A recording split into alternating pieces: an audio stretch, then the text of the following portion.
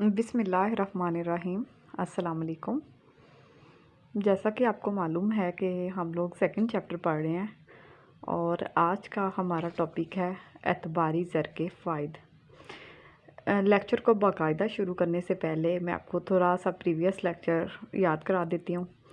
آپ کو معلوم ہے کہ پچھلے لیکچر میں ہم نے پڑھا تھا اعتباری زر کے آلات کے بارے میں پڑھا تھا اور اعتباری زر کے جدید آلات کے بارے میں پڑھا تھا، ڈیٹیل سے پڑھا تھا، اور ہم نے دیکھا تھا کہ کس طرح اعتباری زر کی بدولت آپ کو سہولیات فراہم کی گئیں۔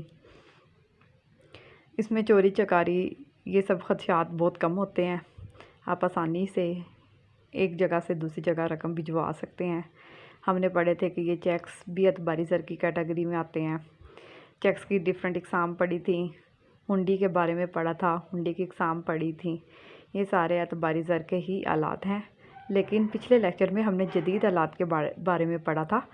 جیسے جیسے ڈیولپمنٹ ہوتی گئی ہمارے اعتباری زر کے جو آلات ہیں وہ مزید ڈیولپ ہوتے گئے۔ الیکٹرونک یعنی کہ کمپیوٹر کی ترقی کہہ لیں یا ترقی کی بدولت ہم کہہ سکتے ہیں کہ ہر کام بہت آسان ہو گیا۔ جب سے یہ کمپیوٹر سسٹم ہو گیا، آن لائن بینکنگ جب سے سٹارٹ ہوئی ہے، بہت سارے کام آسان ہو گئے ہیں۔ آج ہم پڑھیں گے اعتباری زر کے کون کون سے فوائد ہیں، ون بائی ون دیکھتے جاتے ہیں۔ سب سے پہلے دھاتی زر کی بچت۔ ہم نے زر کی جب مختلف اقسام پڑھی تھی، ہم نے دیکھا تھا سب سے پہلے اشیاء کو یا اجناس کو زر کے طور پہ استعمال کیا جاتا تھا۔ سیکنڈ فیز پہ دھاتی زر تھا، جس میں سونا چاندی کے سکوں کو زر کے طور پہ استعمال کیا جاتا تھا، لیکن یہ جو سکے تھے یہ وزن میں بھاری ہونے کی وجہ سے ایک جگہ سے دوسری جگہ لے کے جانا ان کو مشکل ہوتا تھا۔ اس کے بعد کا جو فیز آتا ہے اس میں کاغذی زر کو انٹروڈیوس کروایا گیا۔ پھر جیسے وقت آگے بڑھتا گیا تو کاغذی زر تو ہے آج کل سرکولیشن میں ہے ہی، تو اس کے ساتھ ساتھ ہی اعتباری زر نے بھی کافی زیادہ چیزوں کو آسان کر دیا ہے۔ سب سے پہلا فائدہ ہے کہ دھاتی زر کی بچت، کہ اعتباری زر کی بدولت ہمیں جو دھاتی زر ہے جس میں سکے آ جاتے ہیں، اس کو ہمیں ایک جگہ سے دوسری جگہ نہیں لے کے جانا پڑتا۔ اس کی ایک جگہ سے دوسری جگہ منتقلی کو بہت آسان بنا دیا ہوا ہے اعتباری زر نے۔ رقم کو ایک جگہ سے دوسری جگہ منتقل کرنا بہت آسان ہو گیا ہے۔ ہم اب چوری چکاری کے خطرے کے بنا جتنا مرضی چاہیں پیسہ، چاہے وہ ایک ملک سے دوسرے ملک کرنا ہو یا اپنے ملک کے اندر ایک شہر سے دوسرے شہر کرنا ہو، وہ کافی آسان ہو گیا ہوا ہے۔ دھاتی زر کی بچت ہو گئی ہے کہ جو سکے بنانے میں لگنا ہے وہ آپ سیو کر سکتے ہیں۔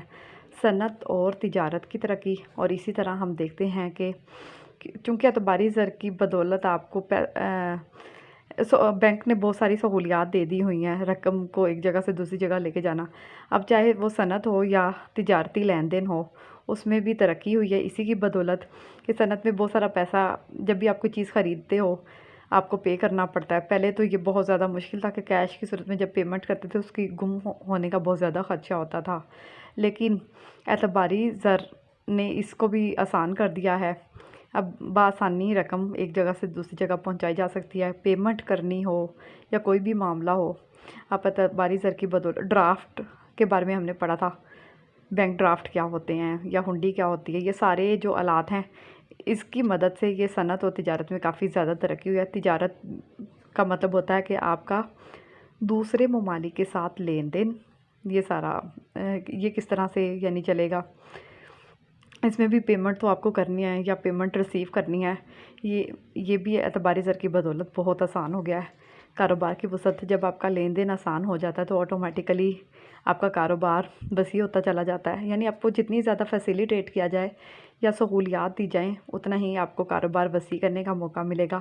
پھر غیر ملکی ادائیگیاں، یعنی کہ جب ہم نے کوئی بھی چیز درآمد یا برآمد کرنی ہے تو اس کی بھی ہمیں پیمنٹ کرنی ہوتی ہے۔ غیر ملکی ادائیگیاں اس صورت میں ہوتے ہیں جب ہم دوسرے ممالک سے اشیاء کو درآمد کرتے ہیں۔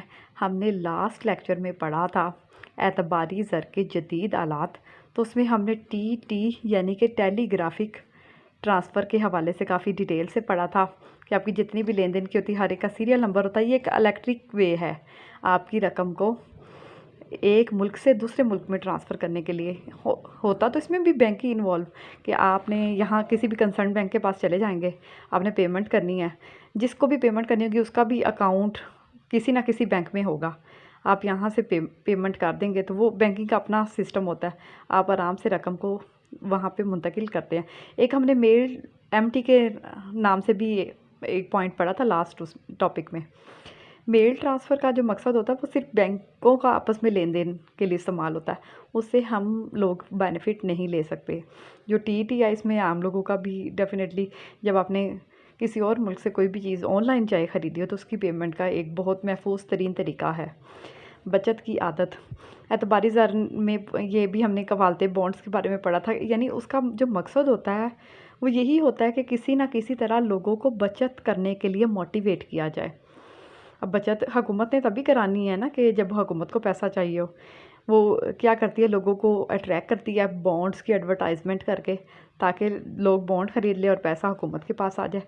یعنی ان سب کے پیچھے کوئی نہ کوئی مقصد ہوتا ہے، اور اعتبار اس میں یہ ہوتا ہے کہ آپ نے بانڈز خرید لیے تو ایک خاص ٹائم کے بعد آپ کو اس پہ منافع مل جائے گا، تو لوگ موٹیویٹ ہو جاتے ہیں منافع کے چکر میں، اور وہ پیسہ نکل کے وقتی طور پہ حکومت کے پاس آ جاتا ہے۔ یہ حکومت کے لیے ویسے تو یہ لون لینے کا طریقہ ہے، لیکن وہ پھر لوگوں کو بھی تھوڑا اس کا بینیفٹ دے دیتی ہے۔ کاروباری صلاحیتوں سے استفادہ، آپ کی کاروباری صلاحیتیں مزید نکھر جاتی ہیں جب آپ کو بہت سہولیات دی جاتی ہیں، آپ اس سے پوری طرح استفادہ کر سکتے ہیں۔ قیمتوں میں استحکام، اعتباری زر جب سے گردش میں آئے تو زیادہ نوٹ نہیں چھاپنے پڑتے، کیونکہ آپ کی قیمتیں اسی وقت بڑھتی ہیں جب آپ زر کو بڑھاتے ہو یا زیادہ نوٹ چھاپ دیتے ہیں گارنٹی کے بغیر۔ ہم نے یہ بھی پڑھا تھا کہ ملک میں نوٹ کو چھاپنے کے بھی 2 طریقے ہیں یا 2 اصول ہوتے ہیں۔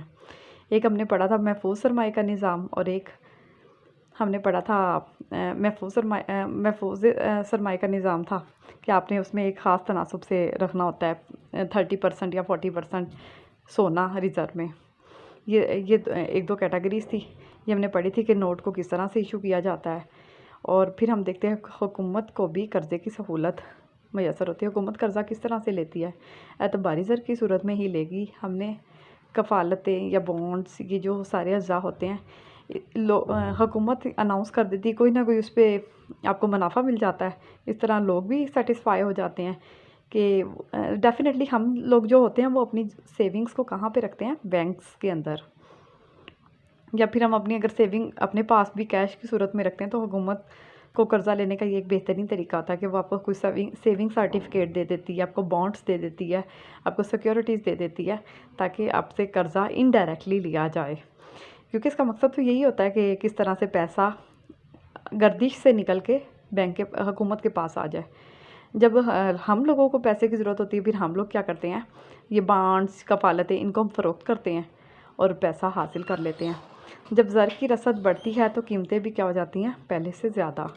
اب ہم نے ابھی تک تو پڑھا تھا کہ اعتباری زر کے کون سے فوائد ہیں، کہ اس سے دھاتی زر کی بچت ہوتی ہے، آپ کی صنعت و تجارت میں ترقی ہوتی ہے، کاروبار وسیع ہوتا ہے، غیر ملکی ادائیگیاں کرنا آسان ہو جاتی ہیں، لوگوں کو بچت کے لیے موٹیویٹ کیا جاتا ہے، کاروباری صلاحیتوں سے استفادہ کیا جاتا ہے، قیمتیں سٹیبل رہتی ہیں کیونکہ نہ آپ نوٹ چھاپو گے نہ ہی ملک میں افراط زر آئے گا، اور حکومت کو بھی قرضہ کی سہولت مل جاتی ہے کہ یہ قیمتوں میں استحکام۔ اب یہ تھوڑا سا ٹیکنیکل ہے، اس کو ہم پڑھیں گے اعتباری زر کے حوالے سے، مزید آگے ٹاپکس آئیں گے کہ یہ کس طرح سے زر کی رسد کا قیمتوں کے ساتھ تعلق کیسے بنتا ہے۔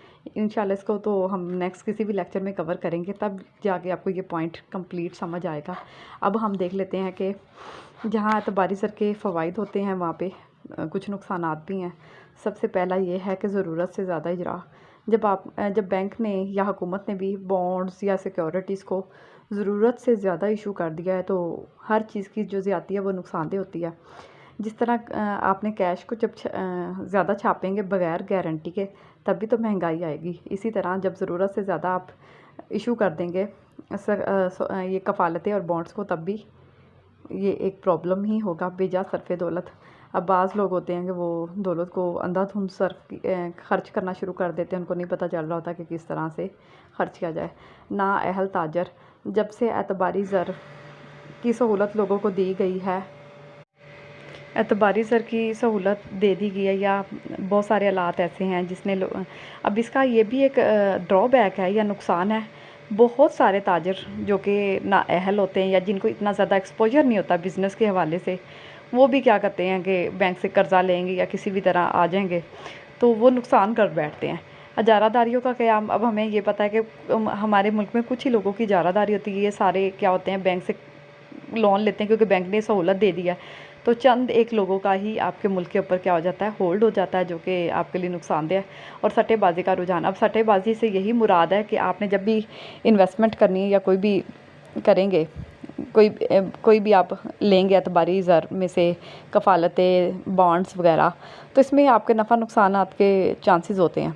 अब ये होता है कि आपको तजर्बा नहीं होता, आप सिर्फ इसी चक्कर में कि फ़ायदा होगा आप उसको लेते हैं, तो अक्सर नुकसान कर बैठते हैं। तो ये एतबारी ज़र के नुकसानात हैं। हर चीज़ के प्रोज़ एंड कॉन्स होते हैं, लेकिन जैसे जैसे तरक्की होती गई तो एतबारी ज़र लोगों ने अब बहुत इस्तेमाल करना शुरू कर दिया हुआ है। अब हम देखते हैं एटीएम का रोल क्या है, क्रेडिट कार्ड का क्या रोल है। ये सारी सहूलियात है जिन्होंने लोगों की ज़िंदगी को आसान तो बनाया है।